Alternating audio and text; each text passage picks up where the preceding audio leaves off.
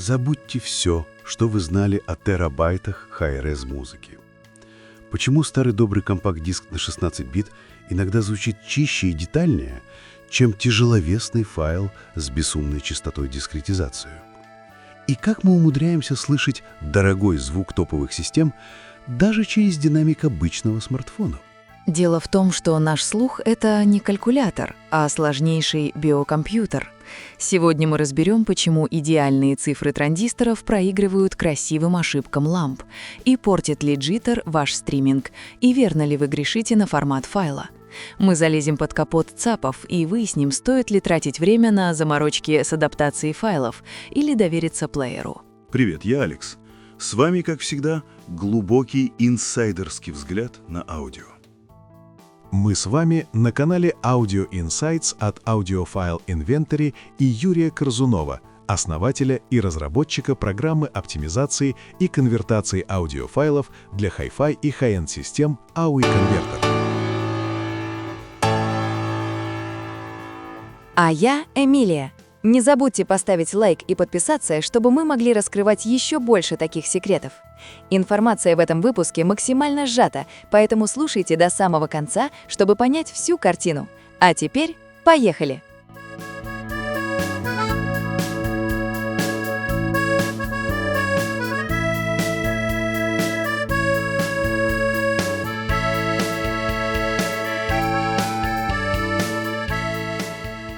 Начнем с этого комментария.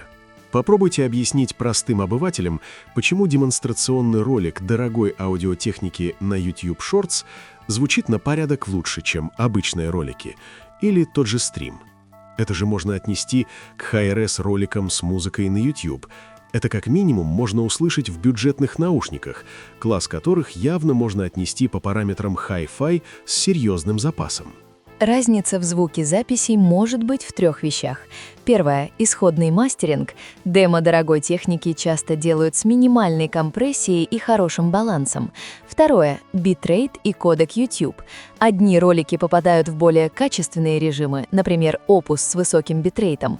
Третье – громкость и динамика. Стримы и обычные видео часто пережаты по динамике и нормализованы. А почему даже в такой записи и не самых лучших динамиках слышно, что аппаратура звучит лучше? Этот парадокс передачи качественности звука от хорошей аппаратуры даже в динамиках ноутбука имеет рациональное объяснение. Некоторые меломаны записывают звучание своих дорогих систем на обычные микрофоны телефона и выкладывают в сеть. И люди пишут: даже через лосси звук видео чувствуется, что система живая. Психоакустика объясняет это несоответствие между низкокачественной записью и воспроизведением и восприятием звука как дорогого. Смотрите полный ответ в ролике по ссылке в описании.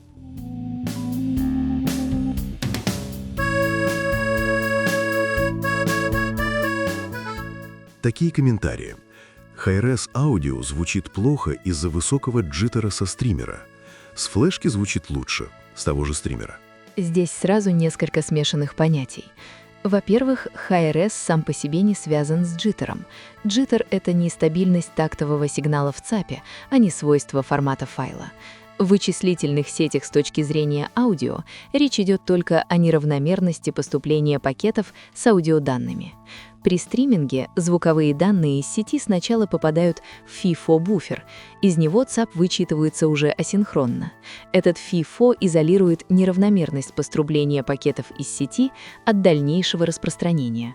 В конце концов, сигнал попадает в ЦАП, где свое тактирование и свой джиттер. А при чтении с флешки лучше?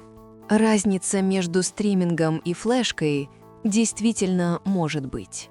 Причины, скорее всего, в разнице записей, обработки сигнала на стороне стримера и в домашнем устройстве, разницы разрешений сигналов, идущих на ЦАП. То есть много факторов. Именно. Если тракт и стриминг спроектированы соответствующим друг другу образом, то файл с флешки и тот же файл по сети должны звучать одинаково. О джиттере подробнее можно почитать статью и посмотреть видео по ссылкам в описании к этому ролику.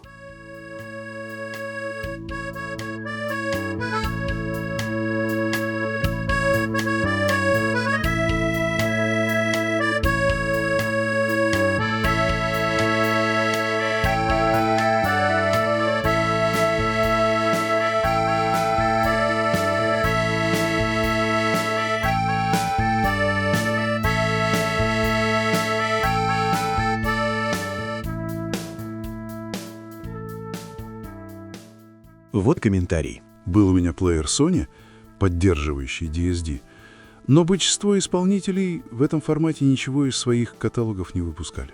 Поэтому терялся весь смысл в DSD. DSD — это не столько формат распространения, сколько способ представления сигнала, основанный на сигма-дельта-модуляции. Важно понимать, если ЦАП поддерживает DSD, это означает, что внутри него используется архитектура, оптимизированная под такой тип сигнала. В некоторых устройствах DSD-путь может быть проще. Меньше цифровой обработки, проще фильтрация, другой характер работы аналоговой части. То есть дело не в самом формате, а о том, как работает ЦАП. Именно так. Речь идет не о записи, а о режиме самого ЦАПа. Поэтому иногда практикуется подход взять исходный PCM-файл, например, WAV или FLAC, и предварительно преобразовать его в DSD, чтобы лучше согласовать сигнал с архитектурой конкретного ЦАПа. А звук самой записи от такой конвертации не испортится? Важно понимать, при таком преобразовании информация не добавляется. Это не восстановление исходной записи. Происходит другое. Меняется представление сигнала. Шум квантования перераспределяется в ультразвуковую область, а результат зависит от алгоритма модуляции. Если использовать качественные инструменты, например, AOI-конвертер, то артефакты такой конвертации будут ничтожны, и их можно не рассматривать.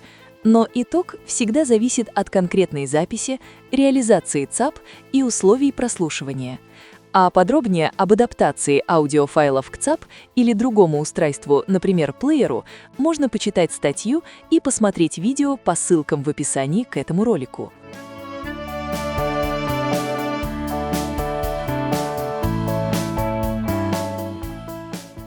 А можешь как-нибудь объяснить попроще, что я получу от адаптации аудиофайлов к моей Hi-Fi системе? Мы никогда не навязываем ожидаемый результат. Важно понимать, что твои ощущения от музыки глубоко индивидуальны. Представь, что ты смотришь через большое панорамное окно.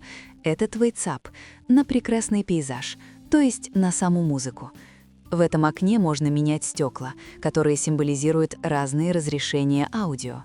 У каждого стекла свой характер искажений.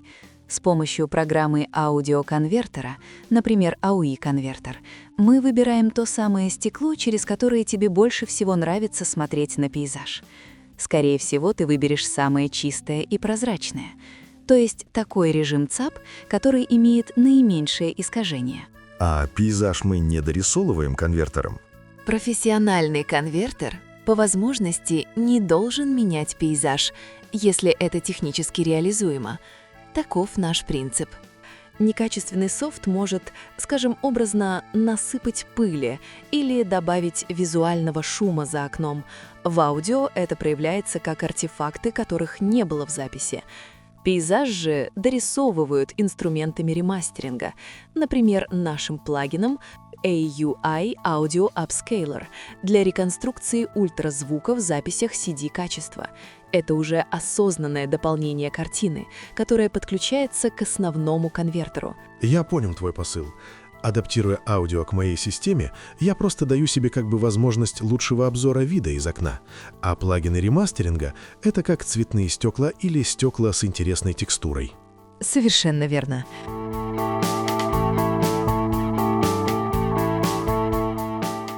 Вот такой комментарий.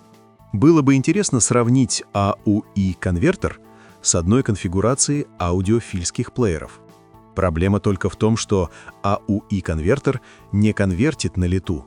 Это прям заморочка. Сначала сконвертить, а потом слушать. У меня почти 3 терабайта записей.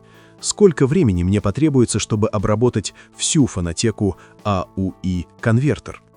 Буду ли я с этим заморачиваться, если моя конфигурация аудиофильских плееров все решает на лету и без моего участия? Видно, что человек имеет собственные предпочтения.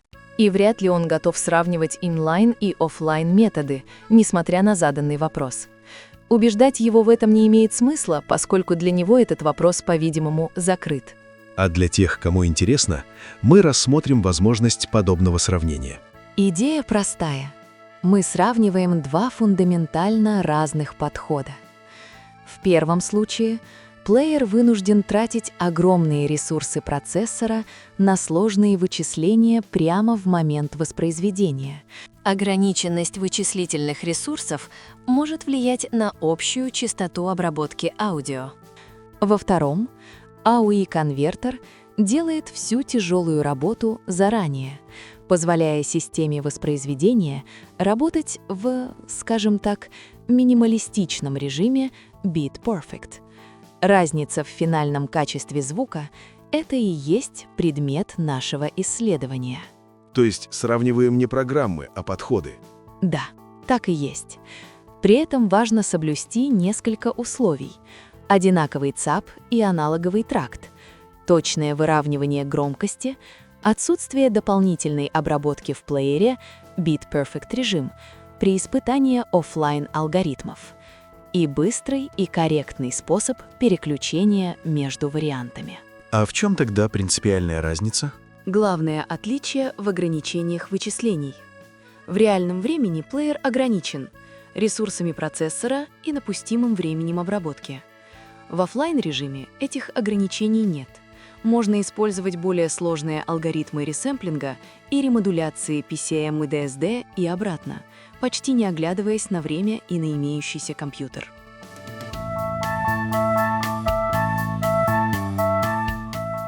То есть заморочка с конвертацией — это плата за качество? Вот некоторые люди говорят, что ЦАП все равно преобразует у себя внутри и незачем что-то конвертировать снаружи. Конвертация — это прежде всего контроль над качеством. На практике, что бы кто ни говорил, разница в звуке при проигрывании файлов, конвертированных в разные разрешения, может быть заметной. Все зависит от конкретной записи, аппаратуры и, конечно, опыта слушателя. Если кто-то не слышит разницы, он может спокойно слушать оригинальный файл. Но если разница для тебя очевидна, зачем поступать по указке других и лишать себе того, что ты можешь получить? В конце концов, это твоя музыка и твое удовольствие. Но ведь обработка звука в реальном времени — это достаточно проблемное место.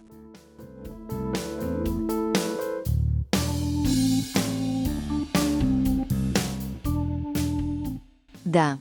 Проблема в том, что когда плеер обрабатывает звук на лету, он ограничен временем, обработка идет блоками, буферами сэмплов, и каждый блок должен быть обработан до поступления следующего.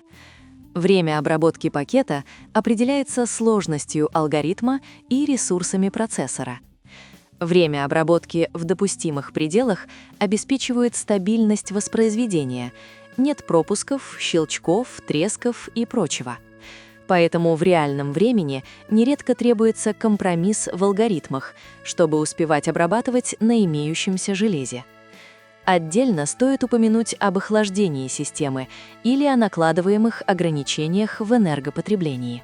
А если обработка чисто аппаратная, идет на ЦАП или стримере? Для компактных решений, вроде стримеров и ЦАП на специализированных чипах, DSP-процессорах и FPGA, алгоритму нужно дополнительно уложиться в аппаратные возможности, например, максимальную битовую разрядность, количество регистров, объем памяти и логических элементов, энергопотребление.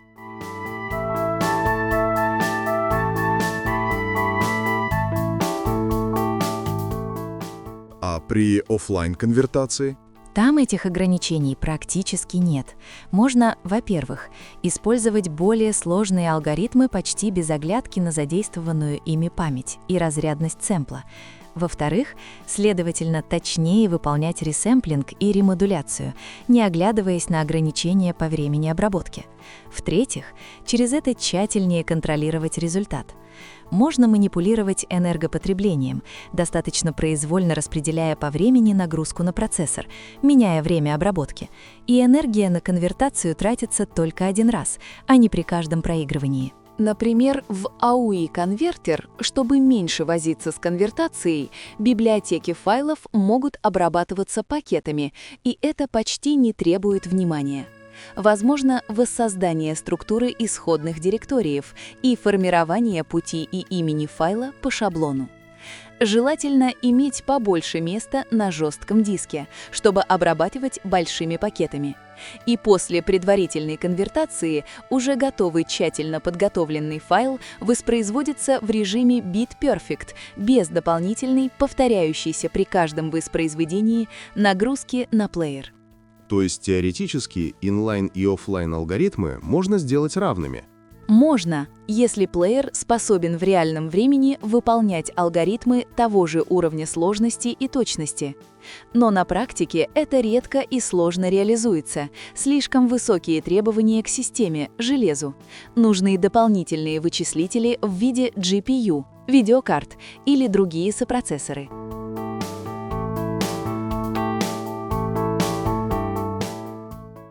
А разница всегда слышна? Слышимость разницы зависит от конкретной записи, качества ЦАП и всей системы, условий прослушивания и опыта самого слушателя. И еще важный момент. Алгоритмы тоже имеют свой характер, почерк или сигнатуру.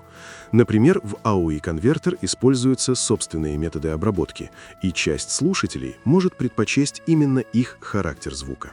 А если хотите углубиться в эту тему, подробности об адаптации аудиофайлов к ЦАП или другому устройству можно почитать в статье и посмотреть в видео по ссылкам в описании.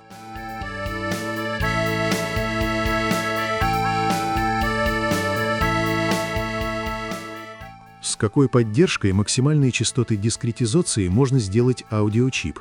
Есть ли ограничения? И вот такой схожий вопрос. Аудиочип с поддержкой больших частот сложнее и дороже создать по сравнению с чипами на 1,50 МГц? Или примерно одинаково? Короткий ответ – жесткого потолка как числа нет, но есть практические ограничения. От чего зависят эти ограничения? От архитектуры ЦАП и физики схемы. Современные сигма-дельта ЦАП внутри и так работают на мегагерцах. Стоит добавить, что современные чипы часто используют многобитную сигма-дельту, несколько бит, что позволяет не задирать частоту до экстремальных значений, сохраняя при этом низкий уровень шума. А форматы вроде DSD — это уже единицы мегагерц, в старших режимах — десятки мегагерц. То есть можно просто поднять частоту еще выше? Не совсем. Аналоговая часть — главный ограничитель. Чем выше частота, тем сложнее обеспечить точную работу ключей и токовых ячеек. Сильнее проявляются паразитные эффекты, в первую очередь емкости и сопротивление межсоединений, что ограничивает скорость и точность переключений, ухудшается линейность и растут искажения. А что с тактированием? Это третий фактор — джиттер. С ростом частоты требования к стабильности тактового сигнала становятся гораздо жестче. Те же абсолютные ошибки во времени уже начинают сильнее влиять на результат. И в итоге до каких значений доходят? На практике PCM обычно до 384-768 кГц. DSD вплоть до нескольких десятков мегагерц. DSD 256, 512 и выше. Дальше рост частоты дает все меньше реальной пользы и все больше инженерных проблем. То есть ограничение не в теории, а в реализации? Верно. Теоретически можно идти выше, но выигрыш в звуке становится минимальным, а сложность и требования к схемотехнике и средствам DSP растут очень быстро. Стоимость, соответственно, тоже растет. Поэтому в реальных устройствах выбирают разумный баланс и вытягивают качество из того, что есть, а не стремятся к максимальной чистоте ради цифры. А если хотите узнать побольше, чем отличаются разные типы ЦАПов, посмотрите видео по ссылке в описании.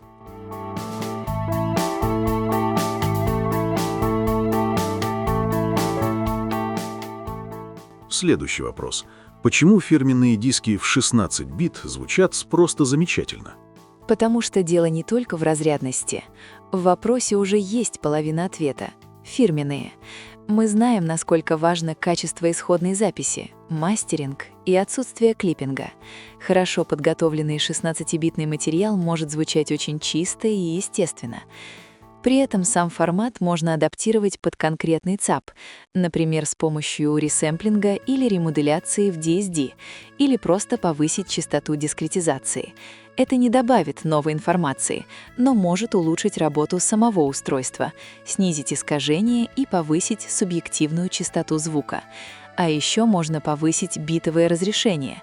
Некоторые наши клиенты для улучшения 16-битных записей делают вещь, на первый взгляд, необычную. От этого можно было бы отмахнуться, но мы имеем далеко не единичный случай. Интересно, что за они делают?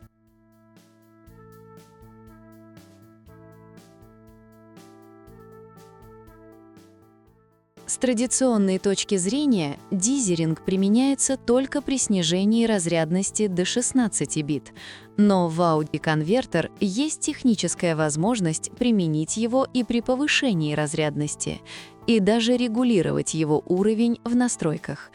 Так вот, наши клиенты включают дизеринг при повышении разрядности 16-битных записей и говорят, что так звучание улучшается. Невероятно. А как это объяснить? Предположительно, в некоторых записях есть нелинейные искажения где-то на уровне шума. Дополнительное наложение дизеринга позволяет их размыть. Возможно, именно это и дает тот эффект улучшения, о котором нам пишут клиенты. И особенно важно это для негромких сигналов. А нужен ли дизеринг для 24-битных записей? В общем случае технического смысла нет. И в AUE-конвертер, если вход и выход имеют разрешение 24 бит и выше, состояние кнопки дизеринга игнорируется. А подробнее о том, как менять разрешение аудио под вашу Hi-Fi систему и правильно работать с дизерингом, читайте в статьях и смотрите в видео по ссылкам в описании.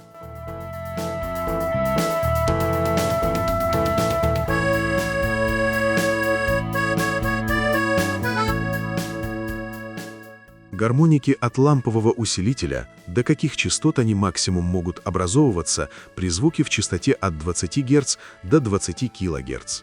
Гармоники сами по себе не имеют жесткого потолка по частоте. Их положение определяется частотой исходного сигнала и порядком гармоники. При этом их уровень быстро уменьшается с ростом частоты. Если у тебя есть сигнал до 20 кГц, то вторая гармоника — до 40 кГц, третья — до 60, пятая — до 100 кГц и так далее. То есть гармоники могут уходить далеко в ультразвук, но их уровень становится все меньше. Но на практике есть ограничения. Во-первых, спектр гармоник быстро затухает. У ламповых усилителей обычно доминируют низкие порядки. Вторая, третья, иногда четвертая. Гармоники более высокого порядка уже имеют очень малую амплитуду. Во-вторых, полоса самого усилителя. Да, реальный ламповый усилитель, особенно с выходным трансформатором, имеет ограниченную полосу, часто порядка 20-40 кГц, иногда шире. Выше этой области гармоники заметно ослабляются самим трактом. И, наконец, выходной трансформатор часто является основным фактором, который ограничивает передачу ультразвука и дополнительно ослабляет высокочастотные компоненты сигнала.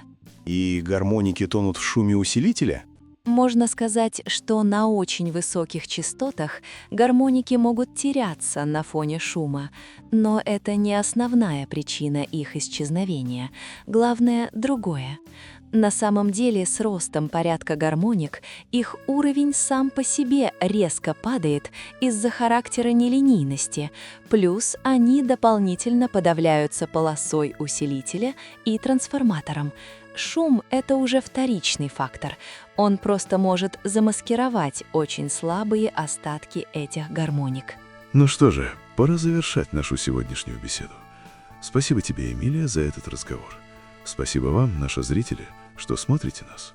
А с вами были Эмилия и Алекс на канале Audio Insights от Юрия Корзунова, основателя Audiophile Inventory и разработчика программы конвертера аудиофайлов для профессионалов и взыскательных меломанов AUE Converter. Ставьте лайки, В комментариях задавайте вопросы для следующих выпусков и делитесь своим опытом по темам, затронутым в ролике. Мы читаем все ваши комментарии, и даже если мы не вступаем в пустые споры, мы слышим каждого, кто ищет истину. Комментарии помогают нам создавать новый контент. Подпишитесь на наш канал и поделитесь ссылкой на это видео с друзьями, если вам было интересно. Поставьте лайк, чтобы сделать это видео ближе тем, кто, как и вы, ищет ответы. До новых встреч, друзья, и пусть ваш звук всегда будет безупречен.